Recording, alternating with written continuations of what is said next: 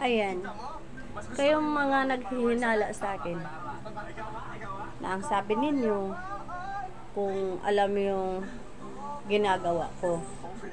Natural, alam ko. Magtanong kayo sa mga abogado sa lahat ng bansa sa buong mundo ng mga matatalino. Kung mali ako, kung hindi tama ang mga sinasabi ko. Ngayon, tanongin ko sa inyo. Kung mali ako, tama ba na mahal ang bilihin? Tama ba na hindi inyo inaasikaso ang agriculture? Tama ba na magkanda utang-utang tayo sa iba't ibang bansa? Tama ba na i-collateral mo ang mga ahensya na pinagkakitaan sa gobyerno sa bansa natin? Tama ba na may mga druga sa kasityuhan? Tama ba na may pugo? Tama ba na may sugal? Kung iyan ay tama sa tingin mo, para sa akin, mali yan. Diba?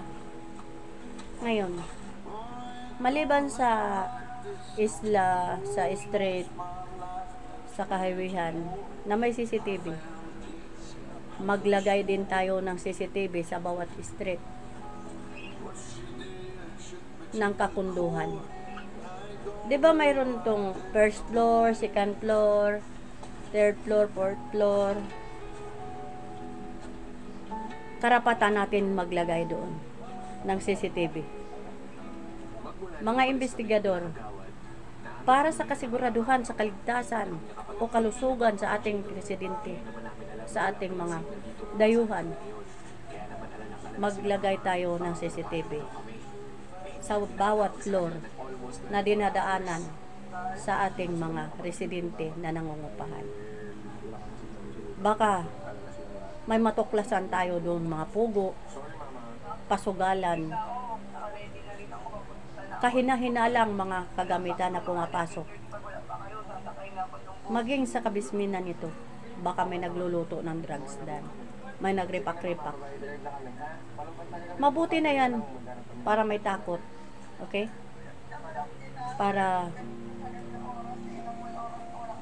wala nang illegal na drugas na manatili sa bansa natin. Lahat gagawin natin. I-monitor ito 24 hours sa tapat at totoo na empleyado sa gobyerno. Okay? Yan ang dapat natin gawin. Saka yung mga karnap-karnap na mga sasakyan, alamin natin tong mga bakanting lote na puno ng sasakyan. Baka andoon yung hinahanap na kinarnap ng sasakyan. Okay, may drone naman tayo, di ba? Magpalipad tayo ng drone. Doon natin makikita ang mga, di ba nagtataasan ang pader sa mga kabildingan na nag-iisang building. Magpalipad tayo ng drone doon, makikita natin yung loob, no?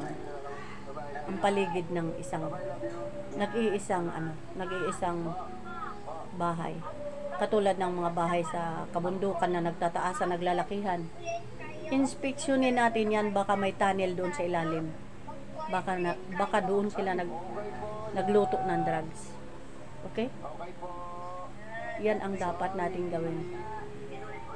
Hindi lang isla, hindi lang bundok. Dapat, kung ano yung nakatayo sa buong bansa natin, kailangan natin bantayan. Okay?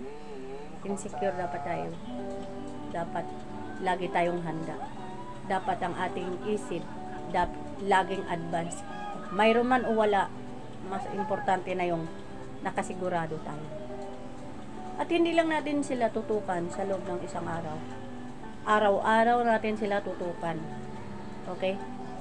Hanggat may mga residenteng mga dayuhan, mga residente nating Pilipino na nirahan sa kabildingan, sa kakunduhan, dapat pa rin natin silang bantayan ang kilos nila, ang kanilang kaligtasan.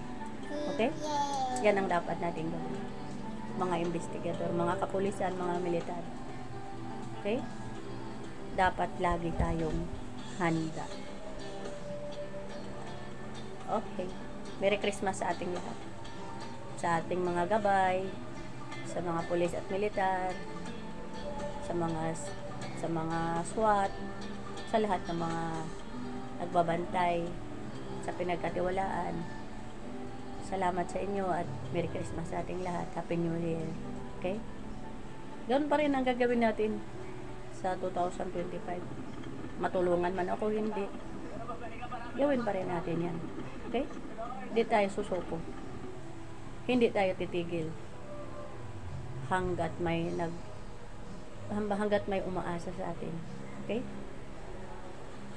Huwag tayong mag-alala kung bakit napunta sa akin ang mga tungkulin na yan. Ang importante, hindi ko ito inaabuso. Hindi ko ito binabalasubas. Ginampanan ko ito sa abot kong makakaya. Ang gawin na lang natin, magmalasakit na lang tayo sa pinagkatiwalaan at saka sa mga tungkulin sa gobyerno. Okay? Hindi na natin hanapin yung kung sino man yung nag-send sa akin ng mga tungkulin na yun. Hindi ako nang himasok dito. Ako ang pinanghimasukan. Paano ko nalaman na may 100 katungkulin ang gobyerno natin? Eh hindi naman ako, wala naman kumakausap sa akin.